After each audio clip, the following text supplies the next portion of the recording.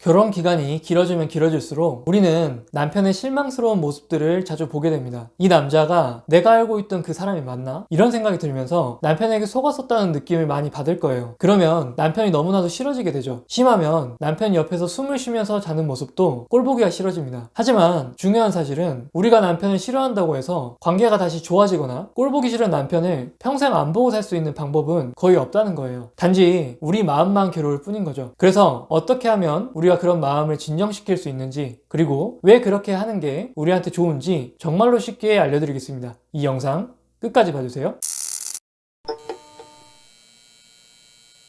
우리가 무엇인가에 익숙해지고 친숙해지는 과정을 먼저 한번 보시면 좋을 것 같아요. 예를 들어서 우리가 스마트폰을 하나 산다고 생각을 해보겠습니다. 그 스마트폰에 적응하는 기간이 필요할 거예요. 이전에 내가 쥐고 있었던 이런 그립감도 다르고 쓰는 프로그램도 하나씩 달라질 겁니다. 그래서 처음에는 새로운 물건에 호기심이 많이 생길 거예요. 이것저것 만지작거리기 시작하면서 한 달 정도가 되면 우리는 새로운 스마트폰에 대해서 엄청나게 많은 사실들을 깨닫게 될 거예요. 이때가 되면 우리는 스마트폰에는 더 이상 호기심이 생기지 않을 겁니다. 누군가 그거 스마트폰 어때? 쓸만한 것 같아? 라고 물어보면 내가 이거 써봐서 진짜 잘 아는데 라고 하면서 전문가처럼 설명도 잘 해줄 수 있을 겁니다. 그런데 실제로 우리가 스마트폰에 대해서 잘 알고 있다고 착각을 하고 있지만 실제로는 잘 모르고 있는 부분도 정말로 많을 거예요. 예전처럼 스마트폰을 쓰고 있다가 어떤 친구가 너 좋은 스마트폰 쓰면서 그 기능도 잘 모르고 있었냐? 라고 하면서 새로운 기능을 알게 되는 경우가 종종 생기기도 하고 이전에 가지고 있었던 다른 핸드폰보다 안 좋은 점이 발견되기도 할 겁니다. 사실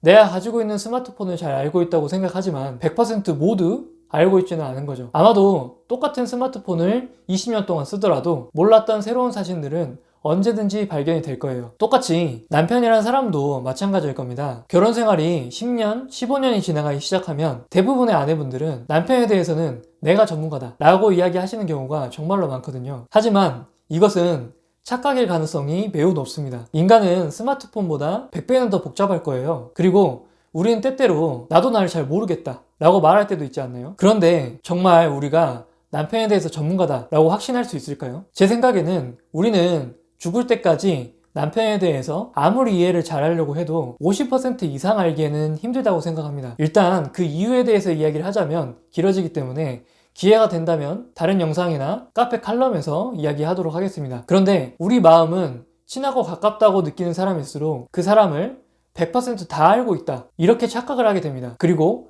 확증 편향이라는 것이 생기기 시작하거든요. 이 확증 편향을 쉽게 예를 들어보자면 우리가 언제부턴가 내 남편은 이기적이다 이런 생각을 가질 수가 있을 겁니다. 그러면 그때부터는 그 생각을 뒷받칠 만한 내 남편은 이기적이다 이 주장에 대한 근거가 될 만한 남편의 행동들만 기억에 남기기 시작할 거예요. 정말로 너무나도 사소한 것 하나하나까지 기억을 하게 될 겁니다. 내가 집안일을 힘들게 하고 있는데 침대에 누워서 스마트폰을 하고 있는 모습, 밥을 먹을 때 쩝쩝대면서 듣기 싫은 소리를 내는데 배려하지 않는 모습, 이런저런 고민 때문에 내가 잠이 안 오는데 옆에서 코를 골면서 천하태평하게 자는 모습, 이런 모습들만 눈에 들어오기 시작하는 거예요. 그러면서 내 남편이 이기적이다 라는 우리의 믿음과 주장을 강화하게 되는 거죠. 그러면서 우리는 점점 남편을 더 싫어하게 되고 미워하게 될 가능성이 높습니다. 물론 남편이 아내를 챙기지 않았던 행동들이 문제가 전혀 없다는 말씀을 드리는 게 아니에요. 제가 드리고 싶은 이야기는 남편이 분명 매 순간순간 모두 아내분을 이기적으로 대했거나 아빠로서의 역할을 안 했거나 돈을 벌지도 않고 침대에만 365일 누워 있었거나 이렇지는 않았다는 겁니다. 만약 그랬다면 아마 뒤도 돌아보지 않고 이혼을 하셨을 거예요. 물론 확증 편향이 있다고 해서 우리 마음에 문제가 있다거나 우리가 이상한 사람이다 이렇게 말씀드리는 게 절대 아닙니다. 우리는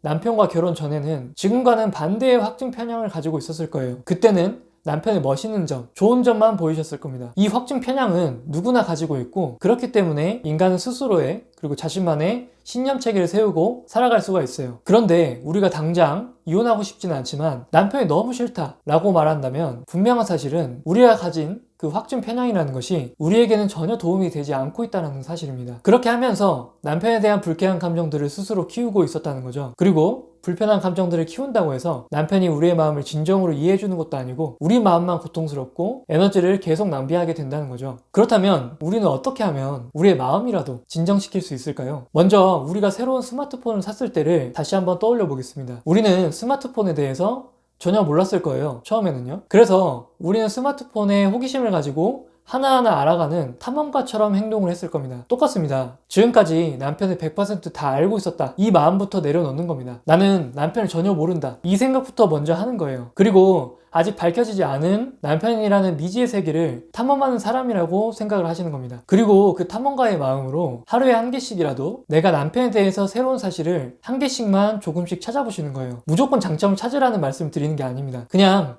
불편하지 않은 사실만 찾기 시작하면서 나중에는 장점들도 하나씩 서서히 찾아보기 시작하시는 거죠. 생각보다 남편이 싫어하지 않아도 되는 이유를 많이 찾을 수 있을 겁니다. 만약 시간이 지나도 장점을 한 개도 찾지 못하겠다? 그러면 안타깝게도 여러분들의 남편은 객관적으로 문제가 있는 사람이 맞을 겁니다. 그리고 가까이 하면 안 되는 사람일 거예요. 어차피 이혼이 답이라는 것을 객관적으로 증명을 하시게 된 겁니다. 그러면 정말 다행인 거죠. 이혼하면 안 된다 라고 생각하면서 붙잡고 있는 시간을 최소 10년 이상은 줄이시게 될 겁니다. 정말 그렇다면 그때는 후회 없이 이혼을 선택하시면 되는 겁니다. 우리가 남편에 대한 확증 편향을 알아차리고 우리의 감정을 잘 다룰 수 있게만 한다면 최소한 남편과의 관계에서는 더 이상 끌려다니지 않게 되실 겁니다.